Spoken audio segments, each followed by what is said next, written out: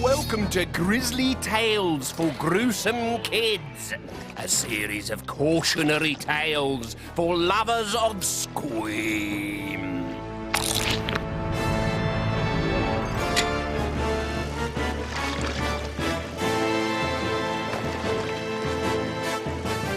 I call this tale the Bugaboo Bear, and because there's a bear in this tale, it makes it twice as grisly.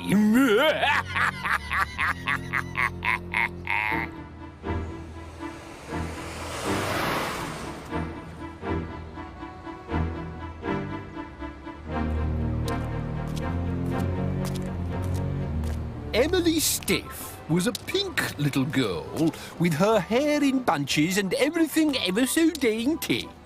She walked on her tippy toes wherever she went, which made her legs ache like Billy-O, but was worth every cramp and seizure because passers-by thought she was a ballerina.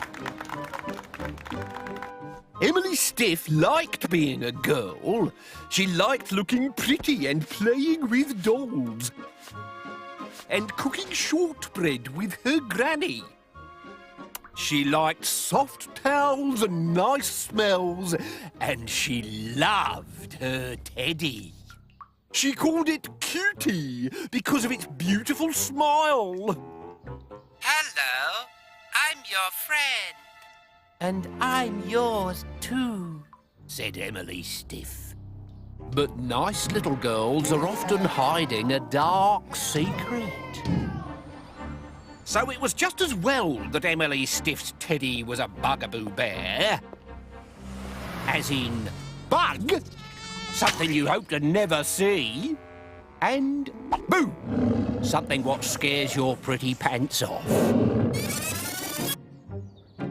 When Cutie first came to live with Emily Stiff, it was a marriage made in heaven. They went to bed together.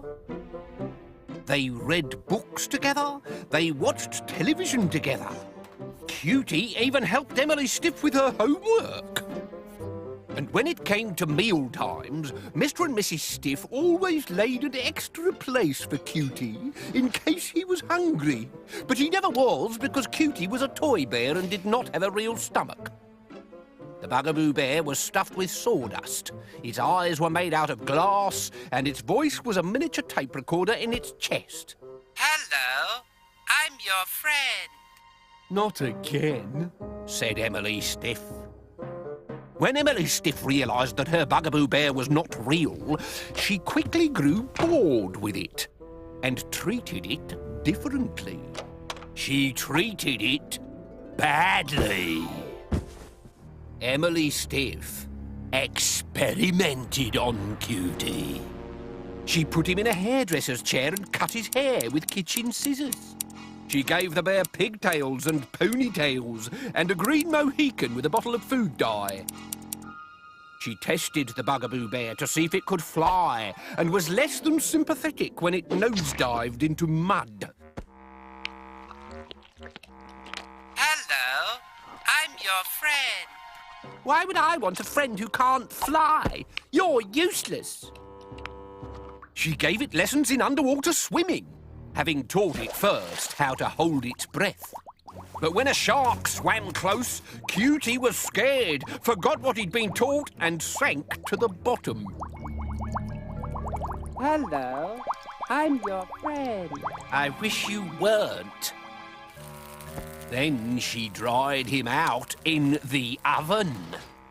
And every night, the Bugaboo Bear sat silently on the shelf in the bedroom, planning its revenge. Then one day, a strange thing happened. Emily Stiff took the bear to the North Pole. You're going to like it in here. You can do ice skating, skiing, tobogganing. Hello, I'm your friend. Just shut up about that, all right? Do you know how to ice skate? Of course you don't, because you don't have a brain. You're just a big bag of sawdust, aren't you? Watch. And she showed the Bugaboo Bear what to do. This is skating like this. Watch! Have you got it? Hello, I'm your friend. No, you're not. Not anymore. Now stay in there and do something interesting for once. She slammed the door with a fistful of fury and then went away to read a book. When she returned 10 minutes later, there was no noise from the North Pole. What's going on in there, cutie? How's the ice skating coming on? Hello, Whispered a frozen voice. I'm your friend. Look at you. You've just been sitting there all this time when you could have been having fun. What's wrong with you? I'm cold. Said the bear, stopping Emily stiff in her tracks. She couldn't have her teddy talking back. So Dr. Emily Stiff prepared her bed for an emergency operation. She made an incision with the scissors, then removed the bear's stuffing until she had exposed the tiny tape recorder in the heart of its chest, which she then took out and smashed with a hammer. Ow! That hurt. Good! I don't ever want to hear you again!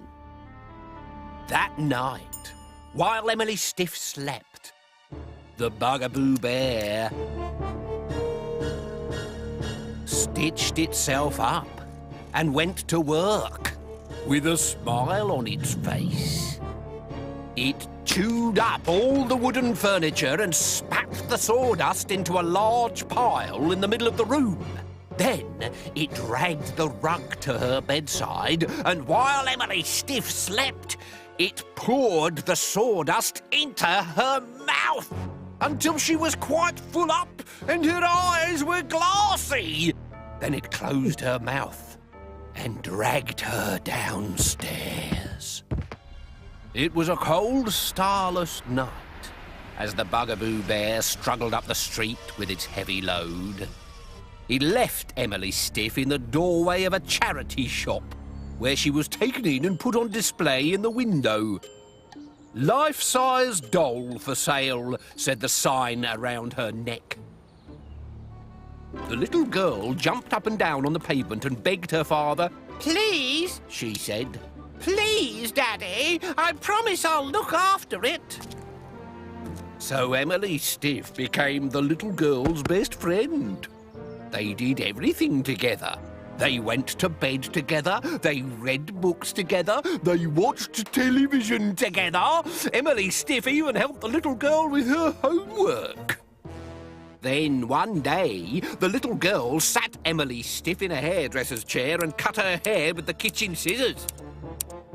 That was the day that Emily Stiff suddenly wished she had treated Cutie better. But of course, she hadn't. Hello, I'm your friend. "No, you're not," said the little girl.